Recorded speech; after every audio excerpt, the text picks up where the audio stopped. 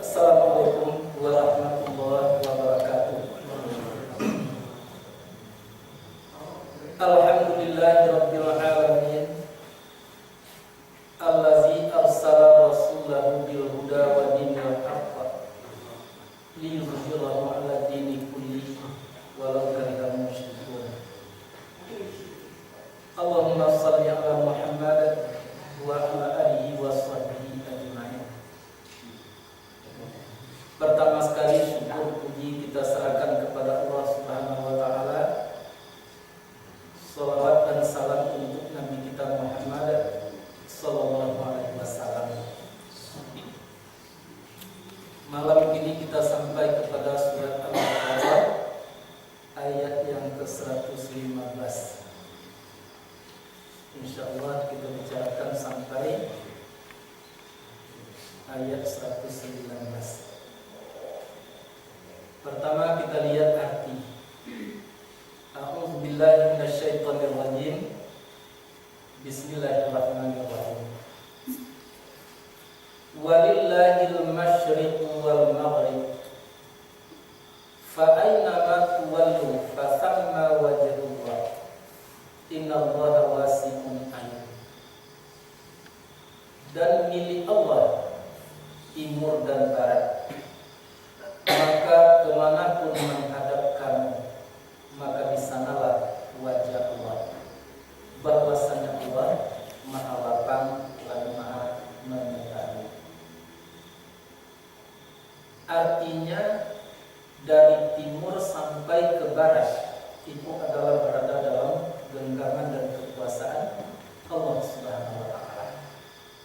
Tidak ada yang tinggal, yang halus, yang kasar, tersembunyi ataupun yang nampak, semuanya berada di dalam kekuasaan Allah Subhanahu wa taala.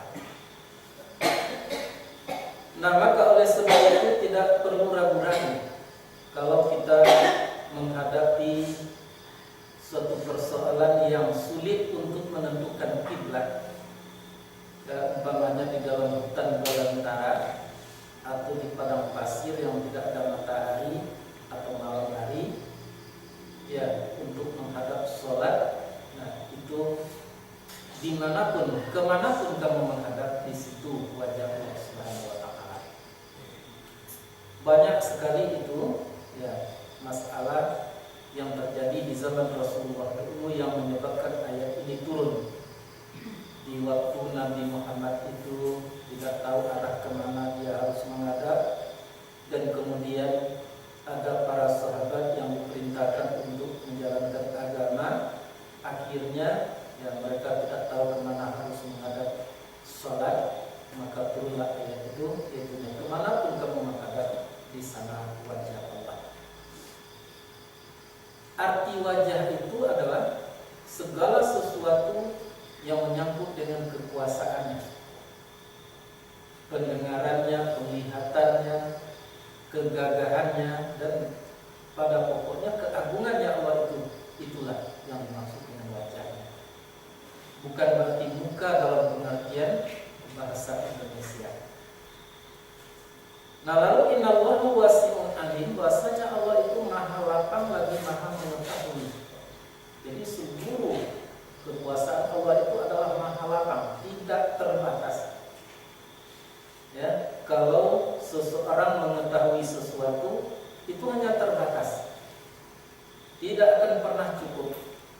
Seperti dokter misalnya, walaupun dia tahu spesialisasi tentang bidangnya sendiri, tetapi juga tidak bisa lengkap pengetahuannya tentang yang dia sudah spesial tentang itu, spesialisasi tentang ini. Kalau Allah tidak ada yang tinggal, begitu maha lapangnya Allah Subhanahu wa taala. Nah, dan kemudian orang-orang kafir tetap menuduh Allah itu beranak. Ya, ada Tuhan Bapa, ada Tuhan Ibu, ada Tuhan Anak. Trinitas. Lalu dijawab oleh Allah sendiri, Subhanahu, maha suci dianya Allah itu. Kalau dia beranak berarti dia tidak maha suci. Nah, jadi yang maha suci itu apa? Lepas daripada sifat-sifat makhluknya, keadaan makhluknya. Kalau Allah itu beranak berarti ada persamaan dengan makhluk, maka berarti dia tidak suci. Maka orang-orang yang menuduh Allah itu beranak berarti dia tidak mensucikan Allah Subhanahu wa taala. Maka Allah lah yang menyatakan maha suci dia. Bal lahu ma fis samawati wal ard. Tetapi miliknya, lahu itu lamnya itu lam milik. Miliknya apa yang pada langit dan bumi. Tadi dari timur sampai ke barat dalam kekuasaannya. Kini dari bumi sampai ke langit adalah berada di dalam genggamannya. Nah, kullun lahu qanitun. Semuanya ini bukanlah ba'at mingkul, tetapi kullun di sini adalah semua-muanya, tidak ada yang tinggal. Lahu baginya Allah itu qanitun, tunduk patuh. Barangkali bisa terbayang kalau dikatakan isi langit isi bumi dari timur sampai ke barat kullun lahu qanitun, semuanya baginya Allah itu tunduk. Mengapa masih ada orang yang tidak mematuhi Allah Subhanahu wa taala? Masih engkar, masih kafir, masih durhaka misalnya. Maka oleh sebab itu qanitun itu ada dua macam. Pertama sekali adalah dengan patuh, taat, patuhnya, dan kemudian dengan terpaksa. Dikumpulkan antara yang patuh mengikut apa maunya Allah ditambah dengan yang terpaksa, maka berarti seluruhnya qanitun tunduk kepada Allah Subhanahu wa taala. Jadi sekafir apapun manusia sebetulnya dia tunduk kepada Allah Subhanahu wa taala. Tidak bisa melawan, tidak bisa itu membantah apa maunya Allah Subhanahu wa taala. Badi'us samawati wal ard, pencipta langit dan bumi. Badi'. Kata-kata bid'ah itu berasal daripada badi'. Ya, pencipta langit dan bumi. Wa iza qada amran fa inna ma yaqulu lahu kun fayakun. Dan apabila dia ingin menyelesaikan, mengadakan sesuatu, fa inna ma, maka hanya berkata ya Allah itu baginya sesuatu itu kun, jadilah, maka jadilah. Tidak perlu bantuan, tidak perlu contoh, tidak perlu alat untuk membuat sesuatu yang ingin dia jadikan, hanya cukup dengan kun, maka jadilah apa yang diinginkan. Wa qala allazina la ya'lamun, dan berkata orang-orang yang tidak berilmu, kata orang itu, laula yukallimuna Allah, mengapa tidak bercakap-cakap dengan kita Allah atau dengan kami Allah. Au ta'tina ayat, atau datang akan kami ayat atau mukjizat. Kadzalika qala allazina min qablihim mithla qawlihim, seperti itu pula perkataan orang-orang dari sebelum mereka, semisal perkataan mereka itu pula. Tasyabahat qulubuhum, sama hati mereka. Qad bayyana ayati, sesungguhnya kami telah menerangkan ayat-ayat itu liqaumin yuqinun, untuk kaum yang yakin. Inna arsalnaka bil haqq, bahwasanya kami telah mengutus kami akan engkau dengan membawa kebenaran. Basyiran wa nazira, membawa kabar gembira dan kabar bertakut. Wala tus'alu an ashabil jahil, dan tidaklah ditanya engkau daripada penduduk jahil. Ayat ini turun dikarenakan Nabi SAW sangat menginginkan untuk mengenali bagaimana ibu dan bapaknya di akhirat. Ya, maka ayat ini turun untuk jangan bertanya tentang itu, karena engkau hanya membawa kabar gembira dan kabar bertakut. Urusan orang yang masuk ke surga atau ke neraka itu engkau tidak akan ditanya tentang itu. Wala tus'alu an ashabil jahim, dan tidaklah engkau akan ditanya tentang penduduk jahil. Itu terjemahan sekali belajar dari ayat tadi. Berbagai macam pandangan terjadi di dalam Islam mengenai ayat-ayat Allah Subhanahu wa Ta'ala atau mengenai pelaksanaan daripada agama itu sendiri. Ada yang memandang dari satu sisi, sehingga yang dipentingkannya adalah bentuk, penampilan, kemasan, itulah yang mereka pentingkan. Ada yang memandang dari sisi lain, sehingga dia tidak mementingkan kemasan, tidak mementingkan tempat, tapi yang dia pentingkan adalah isi, substansi yang ada di dalam sesuatu hal. Kedua-duanya bisa berlawanan kalau masing-masing mereka tadi bertahan dari sudut pandangnya masing-masing. Ada orang yang mengatakan ya sholat itu ya sholat, mulai dengan takbir sudahi dengan salam. Kalau itu sudah dilaksanakan dengan baik, dengan benar, cukup sampai situ, titik, jangan dikali-kali yang lain. Itu orang memandang dari segi lahiriah. Ada orang yang memandang bahwa bentuk lahir itu bisa salah, mungkin tidak tepat, tapi yang penting adalah isinya. Isinya apa? Zikir kepada Allah Subhanahu wa Ta'ala. Akhirnya terjadi perlawanan seolah-olahnya kedua sudut pandang. Maka untuk itu kita harus mampu melihat dari segala sisi. Kita mampu melihat daripada lahirnya agama, dan kemudian kita harus berusaha melihat daripada sisi hakikat, substansi daripada agama itu sendiri. Bayangkan, manakah yang baik? Madu dikemas di dalam botol yang bermerek babi, daripada minyak babi yang dikemas di dalam botol yang bermerek madu. Coba pilih.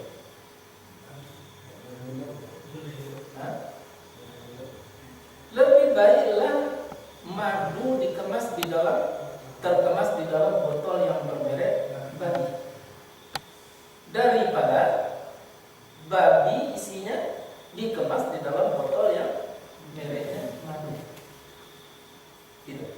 Yang paling baik mana? Yang paling baik adalah isinya madu, mereknya adalah madu. Itulah yang paling baik. Nah, maka untuk menumbuhkan yang paling baik itulah tugas itu di dalam Islam. Maka dari awal-awal buku yang saya tulis itu dijelaskan, hendaknya kita harus mampu dalam mempelajari agama itu melihat dari sudut pandang yang lengkap. Artinya, orang syariat memang mengatakan bahwa sholat itu dimulai dengan takbir, disudahi dengan salam. Tetapi apa artinya dimulai dengan takbir, diisi dengan salam? Karena itu adalah merek, kemasan. Kalau tidak ada rasa bertuhan kepada Allah Subhanahu wa Ta'ala, rasa takut, rasa hina, rasa malu, rasa harap kepada Allah Subhanahu wa Ta'ala, dengan kata lain tidak memiliki zuhud. Dan sebaliknya, kalaupun rasa ada di dalam jiwa tetapi tidak dilaksanakan, sholatnya 5 kali sehari semalam tadi, itu berarti ya sesuatu yang tidak punya kemasan sama sekali. Dunia itu kini larut di dalam hal yang semacam itu. Orang yang memandang dari satu sisi kadang-kadang menyalahkan yang memandang dari sisi yang lain. Orang yang memandang dari sisi yang lain yang menyalahkan orang-orang yang akhirnya terjadilah perdebatan itu kadang-kadang menimbulkan perselisihan. Perselisihan itu otomatis mendatangkan perpecahan. Di waktu umat Islam itu berpecah belah, disitulah masuknya segala macam usaha yang dilakukan oleh Yahudi. Sudah ayat itu nanti kita akan temui, sudah ayat 109 balik, ayat 170 kita akan temui. Lantar doa kal Yahud wal Nasara hatta tattabi'a millatahum. Tidak senang orang Yahudi itu sebelum kamu mengikuti cara millah mereka. Nah, dari sisi mana mereka masuk? Itu dari sisi orang yang berpecah belah di dalam Islam. Alhamdulillah. alhamdulillah para pakar itu kini kok sudah banyak itu melahirkan ya sarana-sarana dan melahirkan media-media untuk menjalankan dakwah itu secara profesional. Misalnya TV Aswaja, Ahlus Sunnah wal Jamaah, ada TV yang Roja, Insan, ada TV kini kotak Fis, TV baru yang diprakarsai oleh Yusuf Mansur. Baru-baru 18 November petang sudah diturunkan keluar ya satu TV namanya TV Muhammadiyah. Alhamdulillah itu sudah banyak. Tapi nampaknya yang sulit dipertahankan yang tadi. Masing-masing kelompok tadi seolah-olah ingin mengeraskan satu tanah. Ya. Sehingganya tidak jarang terjadi itu masalah bid'ah membid'ahkan. Ya seperti misalnya pernah disampaikan itu kullu bid'atin dhalalah, kullu dhalalatin finnar. Seluruhnya bid'ah itu adalah sesat. Seluruh yang sesat itu masuk ke dalam neraka. Lalu didefinisikan yang bid'ah tadi adalah perbuatan yang dibuat setelah Nabi atau yang diada-adakan sesudah Nabi. Itu yang didefinisikan yang sebagai bid'ah. Padahal kalau dikaji lebih lanjut bahwa kullu di situ itu bisa ditaksiskan itu dengan ayat-ayat. Ya, misalnya atau oleh hadis, contohnya kullu bid'atin dhalalah. Semua yang baru itu yang bid'ah itu sesat. Kemudian ada ayat anak Nabi mengatakan man sana hasanatan falahu ajruha wa ajru man amila biha wa ajru man tabi'aha. Siapa yang membuat suatu gagasan yang baik, ya, walaupun artinya tidak ada suatu nabi dulu, tapi dibuatnya suatu gagasan yang baik, lalu baginya pahala, dan kemudian dia masih mendapat pahala orang yang mengikutinya, pahala orang mengamalkannya, pahala orang mengikutinya, ditambahkan kepada pahala. Jadi kata membuat suatu kebaikan di sini itu belum tentu itu yang pernah dibuat oleh Rasulullah dulu. Maka itu sebabnya dalam masalah sholat tarawih misalnya Nabi Muhammad dulu sholat tarawih hanya 2 kali dalam setengah bayat untuk datang ke masjid karena takut kalau umatnya nanti memfardukan. Tapi Umar bin Khattab melakukan sholat tarawih tadi berjamaah di masjid tiap malam, dilakukan 8 rakaat atau sebagai rakaat. Lalu Umar bin Khattab mengatakan ini adalah bid'ah yang baik. Artinya perbuatan yang dilakukan sepeninggal Nabi dulu, tetapi adalah baik. Jadi kata kullu bid'ah di situ tidak bisa diartikan semuanya yang baru, semuanya yang dilakukan itu bid'ah, tidak. Tetapi namanya kullu di situ kullu min ba'd, ya, ba'd min kull, artinya sebahagian daripada seluruhnya itu cuma yang bid'ah, bukan seluruhnya. Itu akibatnya. Nah maka jadilah Islam tadi itu penuh dengan ini dan itu. Sementara yang di sebelah lainnya betul mempertahankan bukan seperti itu dan lain sebagainya. Itu makanya perlu kedua hal tadi disusun. Jadi iyo pakai botol, iyo pakai isi, iyo pakai tubuh, iyo pakai nyawa, iyo pakai roh. Apa tubuhnya? Amalan-amalan lahir syariat namanya. Apa itu yang dikatakan rohnya? Hakikat namanya. Maka untuk menjembatani antara syariat dan hakikat itulah thariqat. Maka justru ketiga-tiga hal itu tidak bisa dipisah-pisahkan di dalam Islam. Kalaulah dipisahkan ketiga-tiganya tadi akan terjadi nanti salah persepsi tentang apa yang ada di dalam Islam itu sendiri. Contoh Muhammadiyah misal. Apakah kita merasa orang tidak Muhammadiyah? Muhammadiyah itu adalah nama daripada orang yang mengikut Muhammad SAW. Jadi siapapun yang mengikut Muhammad itu namanya Muhammadiyah. Iyanya itu ya nisbah itu. Orang yang membangsakan kehidupannya, perangainya, hatinya, jiwanya kepada Muhammad SAW itu namanya Muhammadiyah. Tapi kadang-kadang karena dipandang sebelah mata Islam tadi itu substansinya daripada Muhammadiyah, tapi bagi orang-orang yang melihat dari sisi lahirnya, nah maka yang tampak dia jawab. Ya, kalau orang tidak masuk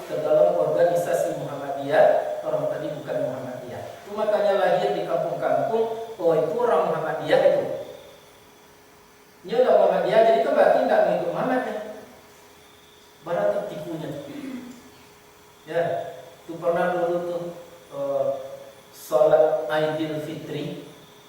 Kebetulan pada waktu itu mendahului orang-orang lain. Heboh kampung. Hanya waktu Buya Kamal itu Muhammadiyah. Nadinya tak Muhammadiyah. Jadi kalau tak Muhammadiyah boleh jahiliyah namanya. Itu terjadi karena tak mampu melihat apa substansi dari sesuatu kemasan tadi. Jadi organisasi itu adalah botolnya. Sedangkan dia isinya apa? Pengikut Muhammad SAW. Itu tadi, walaupun mereknya organisasinya tidak Muhammadiyah, tetapi kalau yang mengikut Muhammad SAW, itu namanya adalah orang Muhammadiyah pada hakikatnya. Jadi kalau tahulah manusia itu sungguh tidak ada celah mencela. Orang Muhammadiyah mengatakan usia itu tidak orang Muhammadiyah. Orang yang tidak Muhammadiyah mengatakan apa itu Muhammadiyah atau orang lahiriah semata-mata. Tak betul itu. Jadi harus tersusun betul. Jadi walaupun orang tadi berada dalam suatu organisasi Muhammadiyah, kalau dia pengikut Muhammad, maka dia berhak disebut dengan orang Muhammadiyah. Bahkan maaf, orang yang sudah bermerek Muhammadiyah tadi, yang telah botolnya Muhammadiyah, tapi isinya kadang-kadang tak Muhammadiyah, artinya tidak mengikut Muhammad SAW.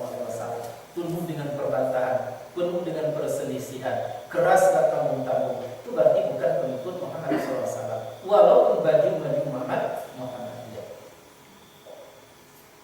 Nah, dikarenakan pandangan itu sulit untuk disatukan, akhir-akhirnya manusia membuat kelompok-kelompok lain. Jadi artinya bahwa segala sesuatu itu harus dikumpulkan, harus menjadi satu. Selama akidah tadi itu benar, maka justru perselisihan tadi harus disatukan, yaitu basyariat, batarikat, bahagikat.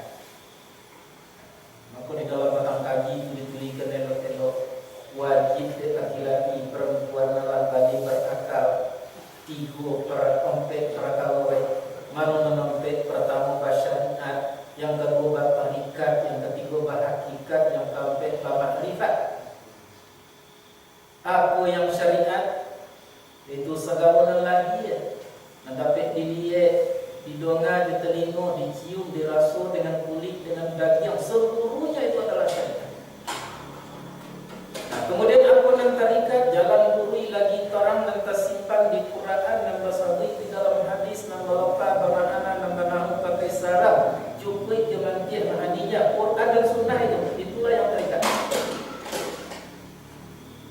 Jadi kita bisa memastikan bahwa yang tarikat itu apa? Quran dan sunnah.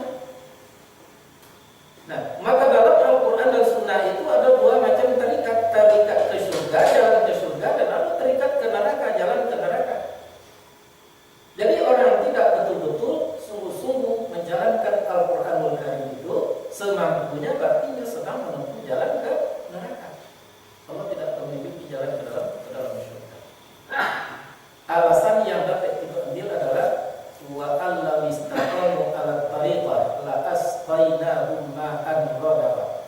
Siapa yang berpegang teguh dengan tarikat ini, maka dia akan diberikan air yang tidak akan pernah kering. Air apa itu? Air hikmah, air petunjuk. Itu ya. Nah, itu komentar di pengajian dengan itu malam ini. Jadi maka oleh sebab itu, bapak-bapak dan ibu-ibu yang berbahagia, jangan sampai Islam itu hanya dilihat dari satu sudut pandang saja. Jangankan dari sisi yang berbeda, dari jauh dekat yang kita memandang Islam itu akan terjadi perbedaan. Orang yang dekat dengan Al-Quran mengerti seluk-beluk yang ada dalam Quran dibandingkan dengan orang yang beremang-remang dengan Al-Quran itu kan berbeda.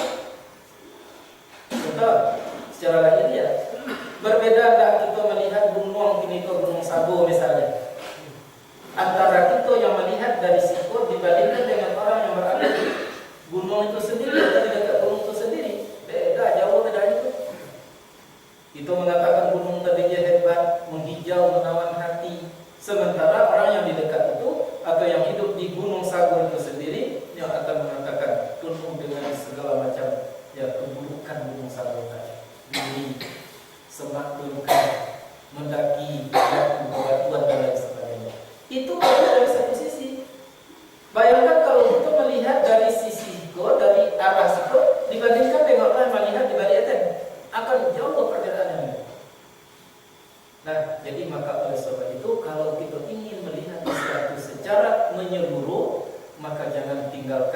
syariat, pelajari syariat itu baik-baik.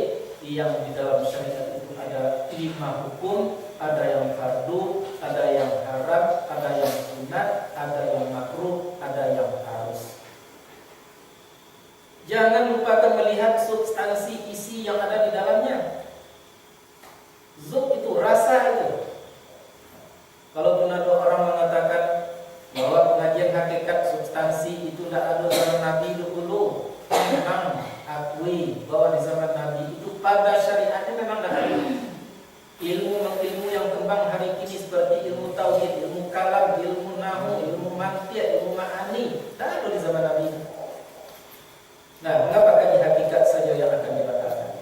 Jadi maka oleh sebab itu pesannya jangan lupa mempelajari agama itu dari sisi lahirnya, dari sisi substansinya, dan untuk mempelajari itu dari jalan sistem metode yang harus kita lakukan.